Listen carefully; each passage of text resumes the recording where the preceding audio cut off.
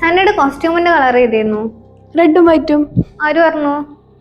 അല്ല, പണ്ട് മുതലേ അത് അങ്ങനെയാണല്ലോ. അതെങ്ങനെ വന്നത്? അറിയില്ല. ഞാൻ പറഞ്ഞുതരാം. ക്രിസ്മസിന് ആരാ കളർ കൊടുത്തെന്ന് അറിഞ്ഞാലോ? Welcome back to beyond the scroll. 1931 ഒരു ഡിസംബർ മാസം. ആ വർഷം അമേരിക്കയെ സംബന്ധിച്ചിടത്തോളം അത്ര നല്ല വർഷം ആയിരുന്നില്ല. പോവേർട്ടി, അൺഎംപ്ലോയ്മെന്റ്, അങ്ങനെ ഒരുപാട് കഷ്ടപ്പാടുകൾ ഉണ്ടായിരുന്നു. America was in great depression.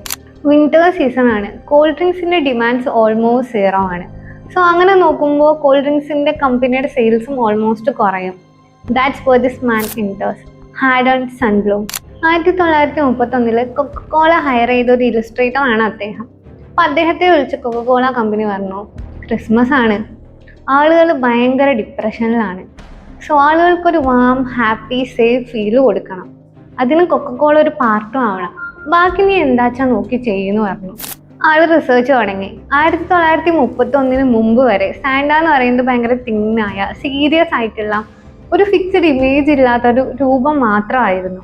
പക്ഷെ സൺബ്ലൂം എന്ത് ചെയ്തു? സാന്റയെ ഹ്യൂമൺ ആക്കി. Big belly, kind eyes, red coat and white beard, അങ്ങനെ സാന്റയെ ഹ്യൂമൺ ആക്കി മാറ്റി. And guess what? Red and white theme generate ചെയ്തു, which is Coca Cola's brand colours.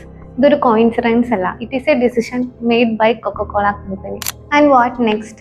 Add release ചെയ്തു.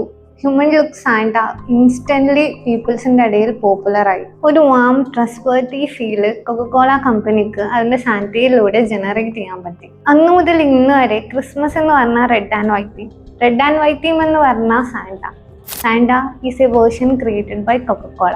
No tradition, no religion, pure branding.